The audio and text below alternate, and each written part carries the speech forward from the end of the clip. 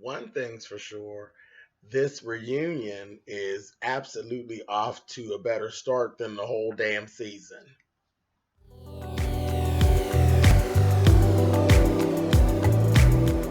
And I'm like, come on through, Cookie. Come on up on my soapbox. That's basically it.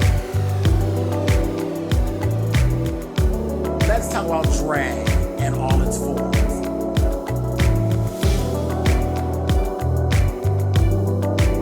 What, Cookie?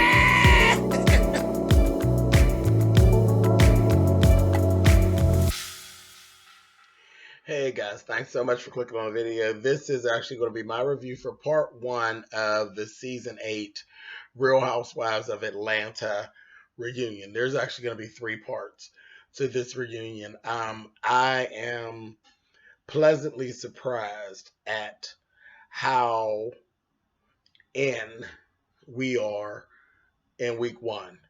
This was giving me everything that I missed all season. This was the most boring season of Real Housewives of Atlanta. I mean, and I don't know that it was. It just seems as though some of the drama was just contrived, and it was just. I don't know. It just didn't have a lot of oomph. There was like I wasn't rushing to want to watch the show weekly. I kind of watched the show out of habit for the most part this season. So I don't know what that was all about, but whatever. I was thoroughly entertained this evening. And Kim Fields, you finally showed up. Now, this is the Kim Fields I've been waiting. I was like, bitch, if you're going to be there, be there. Kim Fields was having none of what the fuck Kenya was dishing out. Do you understand? Kim Fields was carrying on so motherfucking bad, and I was so goddamn tickled with it. She is so done with Kenya. She's so over Kenya's foolishness. And the thing is, Kenya Moore is jealous. There's no way to chalk it up. There's no other way to look at it. Kenya Moore is jealous of Kim Fields. Period. Point blank. The Green Monster is all over Kenya. All over her. And let me just start off by saying this. This is the first reunion that every girl actually looks nice. I don't really have anything bad to say about anything that anybody had on. They absolutely look nice. And that gown that Portia got on, sickening.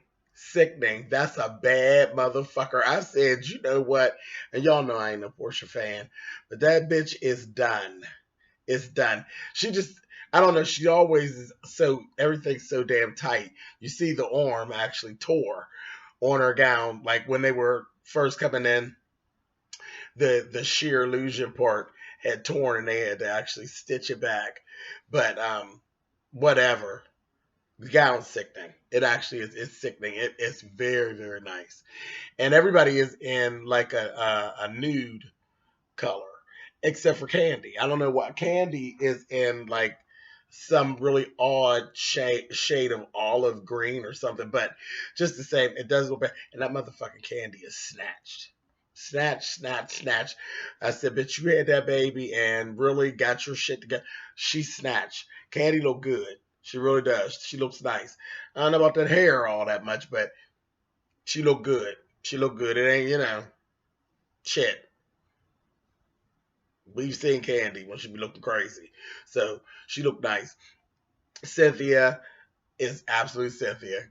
She has something completely different than everybody else. She's giving you all of this supermodel, extra shoulder.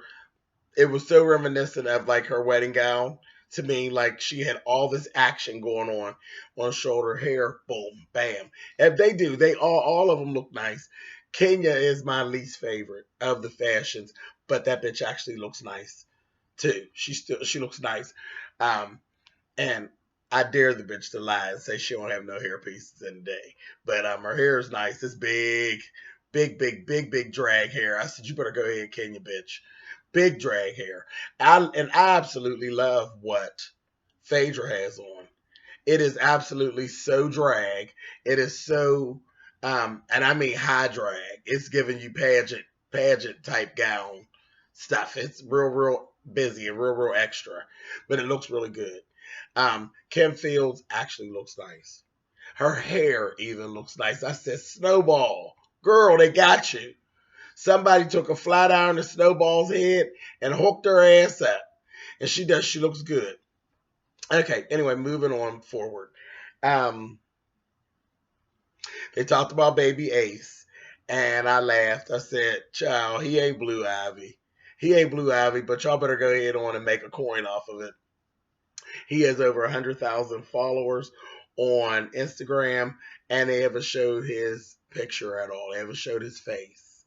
And he's coming out. There's a magazine. There's going to be a magazine layout, and I'm sure that's why his face hasn't been shown. I'm sure the magazine is actually paid for exclusive, first showing of Baby Ace.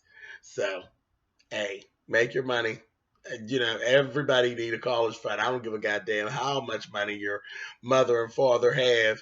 Every motherfucker need a college fund. Can you imagine what college is going to cost by the time baby Ace gets to college? So I ain't mad with y'all. So that was cute. So we talked about that, and you can see Todd's on board, Candy's on board. Everybody's real happy. I think Candy's really happy. She has her son now. Now she has a son and she has a daughter, and shit, it all is good with the world. Child, Phaedra. I was wondering if Phaedra was going to continue into her shadiness that she had been distributing all along, or if she was going to, scale back and play prim and proper once we got to the reunion. But fuck no, Phaedra is all in with the ignorant bullshit, and I'm so here for it. That bitch called that motherfucking Kenya oatmeal cream pie face. I said, oh, that was so ugly. And Andy said, did you call her oatmeal cream pie face? And she said, yes, I did. And that's what she said, you're attacking my looks. And she said, I didn't attack your looks. You're a pretty woman. I attacked your skin. Though you are a pretty woman, you do have bad skin. I said, oh.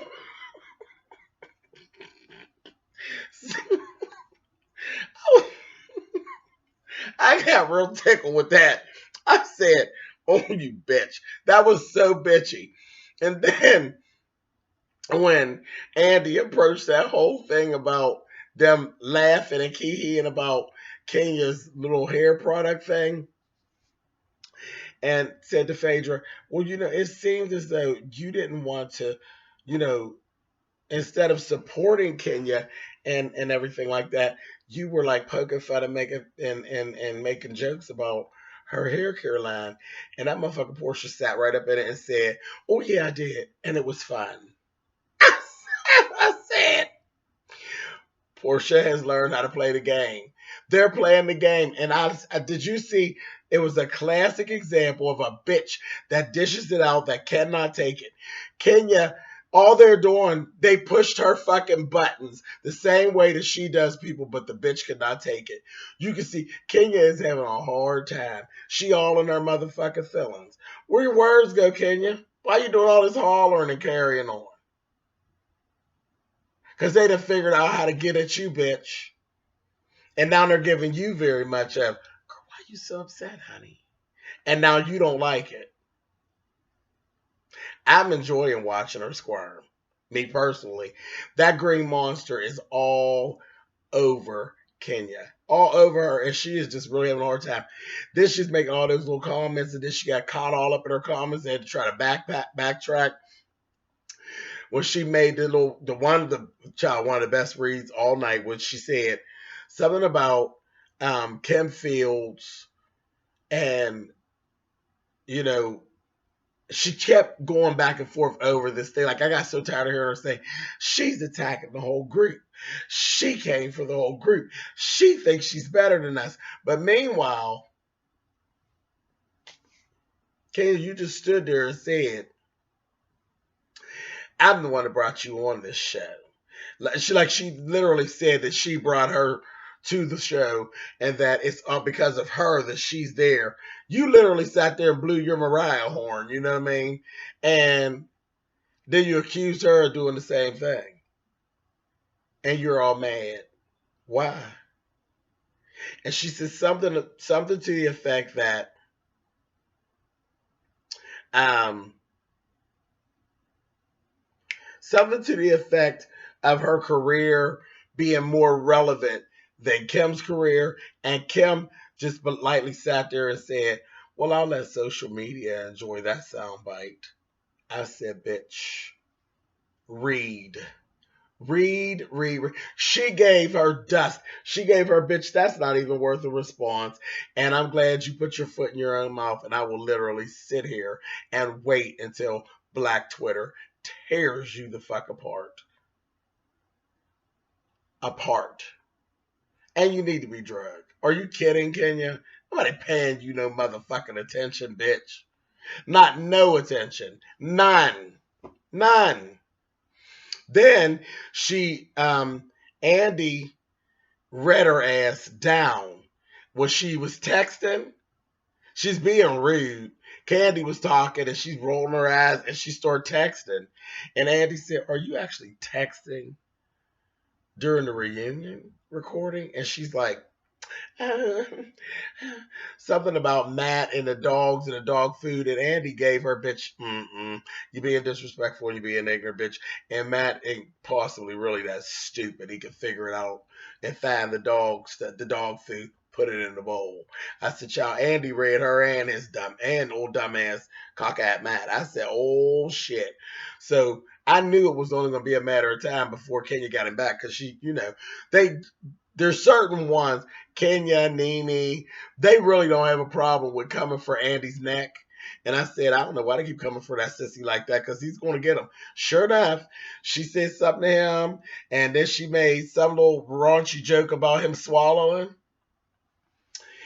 And that motherfucking Andy did not let it slide. That Andy told her really nicely, oh, you got me, bitch. But just know, I am not Kim Fields. I said, oh,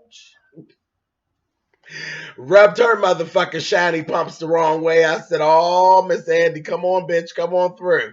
Honey, you see Kenya didn't go no further. Kenya backed up off of Andy. Backed right the fuck back up off of him. She don't want Andy to show her what a mad white queen does, honey. I said, girl, he be done wipe that motherfucking cremation number 220 right up off your face. I screamed. I said, girl, you having a hard time tonight, Miss Kenya. Hard time. And she was just so, like, she's so angry. I was like, it's gonna be interesting to see what the what is her little group, the twirlers, or the what the fuck are they? What are they? I can't even remember. Team Twirl, that's what it is. The More Whores. Yeah, so I'm like waiting to see how they're going to come to try to, uphold their girl, because their girl's looking real bad, and has been looking bad all season. She's a motherfucking clown. So it's going to be interesting to see what Team Twirl has to say about this. But anyway, moving on. Candy, that's the other thing we found out, that Candy actually wasn't even invited to go to DC. I said, oh, Phaedra, you shady. So Candy wasn't actually invited to go to DC. I was wondering why she didn't go, and they didn't really say anything while we were watching. So that was interesting. Very interesting. And then also with that little situation, am I the only one that was uncomfortable at the fact that Portia is like coming for Cairo, like she will put her mouth all around Cairo's dick. Like, I'm like, I mean, he's 19, but it just feels weird.